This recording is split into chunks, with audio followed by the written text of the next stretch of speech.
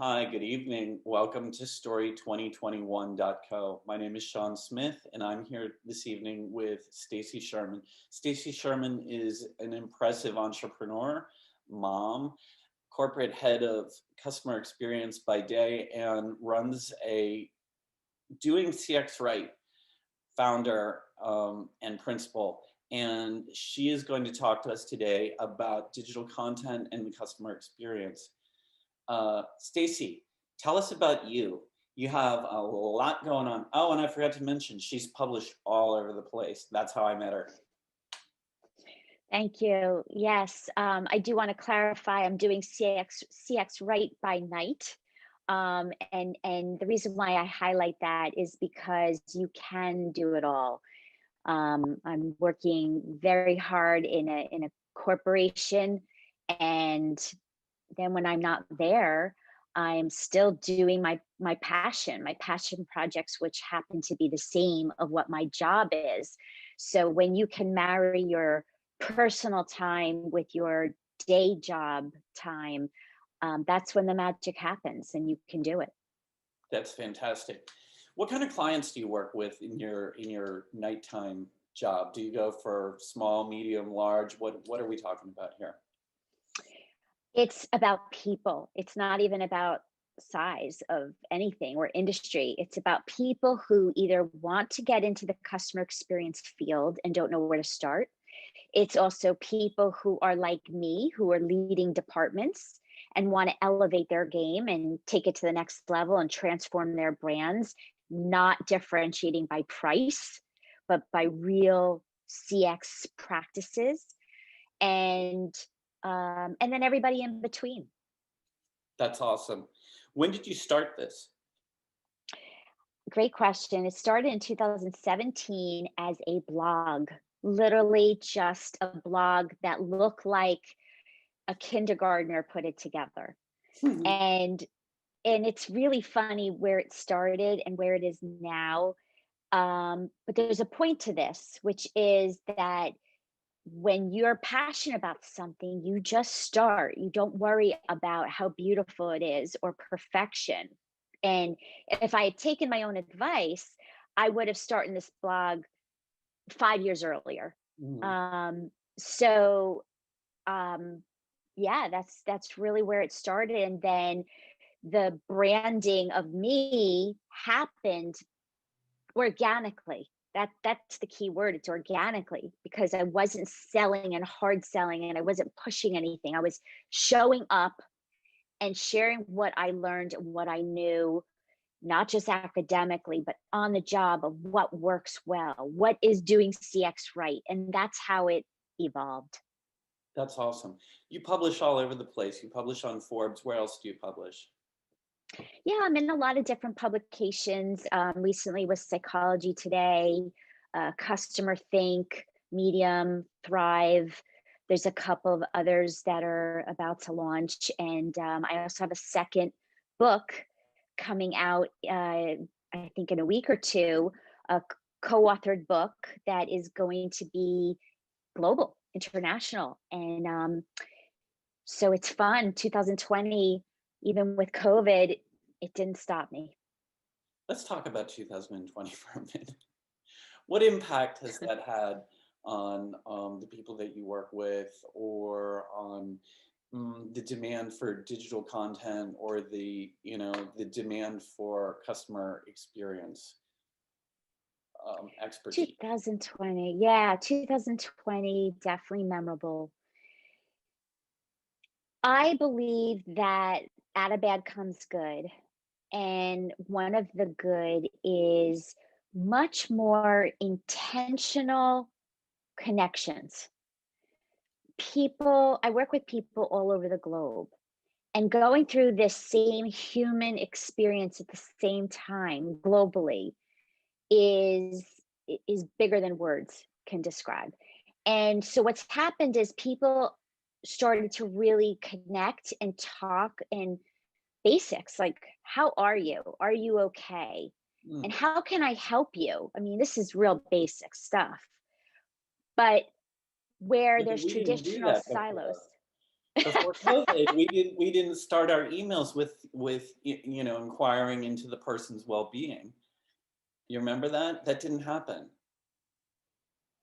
We talked to each other on a conference call. It was just like you get right to it. You get right to business. And now there's more of a conscious effort to connect. And the silos are breaking more this year in traditional organizations because of this human experience. So that's what I'm noticing. And I believe that again, we're all learning how to work in a different environment. Um, And I also believe that customer experience is taking on more meaning. I no longer where I work and people I work with, there's no more explaining why customer experience matters. Don't need to do that anymore. Yeah. Now it's how do you do it? Tell me the steps to drive customer satisfaction, employee engagement. That's the conversation now. So that's also changed this year. And how do you do it? Oh, you have a couple Let's hours? dive into the meat and potatoes of the conversation. Secret sauce. So, okay, so I'll give you a couple tips. There's too many for a short conversation, but just one takeaway. Um, voice of customer, Mhm. voice of employee. So these acronyms VOC, VOE. And what I mean by that is you don't know what product somebody might buy. You're not sure how to price it, not sure the value proposition that a customer, what will resonate. Well, guess what? You ask them. You ask the customer. Again, this is like, yeah, right, like no brainer, but no, not no brainer in many companies where process and deadlines drive actions over the quality and customer centricity. So what I'll do is I'll bring customers to the table early on before we launch stuff and ask customers questions. Sometimes it's concept validation of an idea, sometimes it's a product and a prototype we can show them, all different reasons. Bring the customer to the table and then engage them and their input to drive those decisions, that agile process. And also employees too, especially your front line, they know a lot about the customer. So include them in the decision making, but caveat, you cannot sacrifice speed or quality for speed. In other words, you can't use your employee feedback to replace your customer feedback. Mm. Employees are not the customer, but you marry it together, and that's the formula, that's the game changer. Right, right. Yeah, I was thinking about that the other day. One of the experiences that I've had from doing this masterclass is actually speaking to 21 strangers, right? And when was the last time that most people, you know, particularly in in-house marketing, you know, having conversations with 21 strangers? And then I thought, you know, dear CEO, when was the last time you spoke to 21 of your actual customers? You know, and they're so insulated from that, or the head of product or the head of, you know, business development, you know, that they're actually removed from that. A lot of times, and the bigger the company gets, the further removed they become. So you must act as a conduit. um, Yeah, well, I want to compliment what you were just saying because, yes, the CEO and the executive team talking to customers, walking in their shoes, but also the employee shoes. And so, one of the things we do where I work, we started CX Day, CX Week, hmm, and there's a whole lot of activities, very intentional focus on employee appreciation and customer appreciation. We can talk about this one thing for 2 hours. But my point is that one of the activities is our president, he called select employees and customers too to thank them. Thank you for what you do. And knew them by name and knew the stories. Mhm. and made the time, and then we kept that going. It wasn't just a day or a week. And that's like, you take for that for granted. You're right, like a big company doing that. The employees felt so appreciated. It went way far more than a, a little bonus or Starbucks card. Right. it it's so easy to do, and that's part of a CX practice. That's a beautiful story. I really enjoyed that. Um, any other advice that you have around um, sort of, you know, that in that area? Yeah, absolutely. Um, so digital, let's talk digital. Oh yeah. So digital it can be amazing. We all need it. We all depend on it. It has to enhance our experiences. It can't replace the human experience. And so let's talk about it in a couple of sense. One is, I do recommend using digital to understand your customer data. So there's one thing to go and do surveys to understand your customer's perception and expectations. And then there's also unsolicited feedback like social media and ratings and reviews and online chat if you have that on your website. And using that and aggregating all the voice of customer feedback to then see where are the pain points, not just one here, one there, but really at scale, and then use that to inform your business decisions. Mhm. So it's a best practice to really pay attention and aggregate and centralize and use that to drive the business. In terms of digital from a user experience and UX, um, whether you're a really small company, entrepreneur, or you're a big company or mid-size, it's really important to, again, think about the customer journey. So if they are, let's say, in the learn awareness stage, right at the beginning, okay, so now you run a paid search ad and you have a really compelling ad description and entices someone to click on that ad. Costs you money to run that ad. They click, and they come to your website. Well, if you just said that there's a special deal and offer for XYZ, you better have the same content on the landing page. Otherwise, that continuity is confusing, it's frustrating, and a lot of times they'll just leave your website and not even come back. Mhm. So, that UX and mindfulness of the customer journey from every point of how they learn, they buy, they get set up, they use, they get help, to be very mindful of that experience and design it and then make sure you're doing it right. Yeah, that's cool. So I want to switch gears a little bit. I want to go back to something that you sort of touched on about, the awareness stage and creating messaging based on the early stages of the customer is aware that they have a problem. They have an awareness of a problem. They're not necessarily looking at your company as a solution.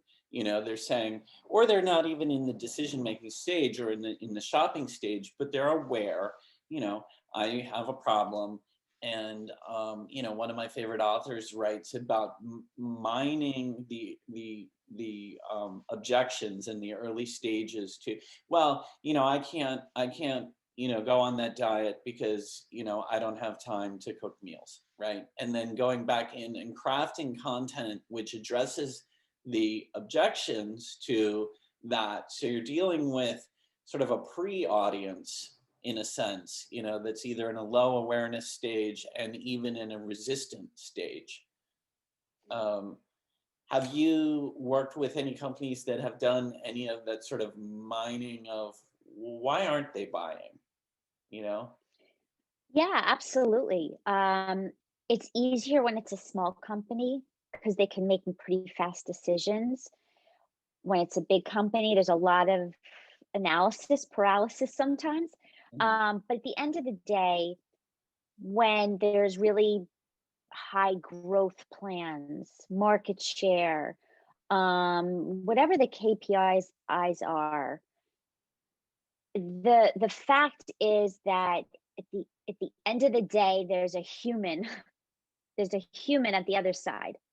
And the old ways are not working. The old hard selling, um, that that business development quota based, like it's just the old ways aren't working. And what's happening is by asking the right questions, the people start to think about, huh, well, I'm not doing that well, or I don't really know how my customer thinks. How do I do that? Oh, let me try something. And then you learn that, wow, how do you make decisions without understanding their level of satisfaction? How do you design an experience without knowing, is this a high level of effort? Is it really difficult to get a product? Maybe that's why. And so they start to understand when you lay out a framework and a methodology and you ask them, well, have you approached it this way? Well, those that say no, the light bulbs go off. The ones that think they have, but then when you frame it up of this is the right way to do it, then they realize, mm, you Mhm. know. So, oh, my dog just walked in. That's okay. Mine So, could walk in at any moment. um, yes, so that's where, yes, you're right. It is the pre-awareness, but then they start to realize that the old ways aren't working. Mhm. So we've talked a lot in the various sessions with a lot of the different people about the importance of empathy and then the importance of storytelling and trying to create a kind of B2B marketing, a kind of corporate marketing, which is more relatable, more human. Talk about that for a moment. Yeah, humanizing business. That's what I live and breathe. Humanizing business and leading with a heart. Mhm. And yeah, so again, it's about, especially during COVID and in the post COVID, there's no cookie cutter approach. Mhm. It's about personalizing experiences and understanding. Empathy is the word you use. I mean, that is, to me, that's what 2021 is going to be even more about. And one of the things that I love that we're doing in my workplace is in this empathy theme. I have a survey team, and we call customers and we ask them at certain moments of truth. After something happened, we ask how it went. And what we did, we shifted this year a lot to call customers and say, how are you? Are you okay? We're here for you. We're open. We're here for you. And because some of the traditional survey questions wouldn't make sense. Right. So I that's another actionable thing for people listening is look at the way you do things, look at your scripts, look at your process. What doesn't make sense anymore? And the companies that show up and communicate to their customers and to their employees, people remember it. When this is all over, they're going to remember that. Speaking of what I'm going to remember, one of the things that is a serious turnoff to me is when you're having your very first experience with a company, and no sooner do you finish with an unsatisfactory result that you get a survey. Hey, how'd we do? And it's like, ooh, do you, do you really want to ask that question right now? You know, and it's the automation of all of this that feels really sort of tone deaf in 2020. You know. Well, you're touching on a very important point, which is first of all, do not ask a survey or call a customer if you're not going to close the loop and do something with it. Don't waste their time. Secondly, um, yeah, it can't be, again, reading from a script. If a customer says something, I've heard so many calls over my career where you ask the question and the customer actually tells you they're unhappy about something. And then the rep on the other end is like, okay, thank you for that. Now let me ask you such and such. And I'm like, because I'll listen, I'll play back the audios and I'm like, oh my God, why did they not respond and address what the person said on the other end? They just gave you a pain point. You have an opportunity actually to turn it around or do something in that moment. So no reading from scripts in 2021, and listen and really listen. And God, it's so powerful and important and basic. Hmm. Yeah, no, I absolutely agree with that. Um,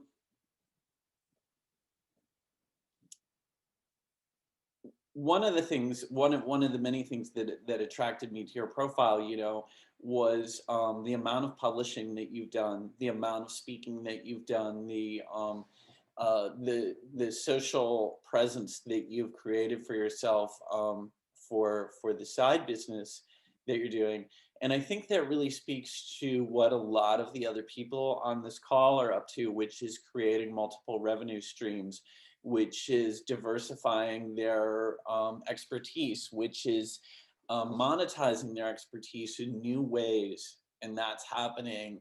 And you mentioned that you started with a blog in 2017, and you know let's talk about that journey from the first blog to having this robust social presence that you have now.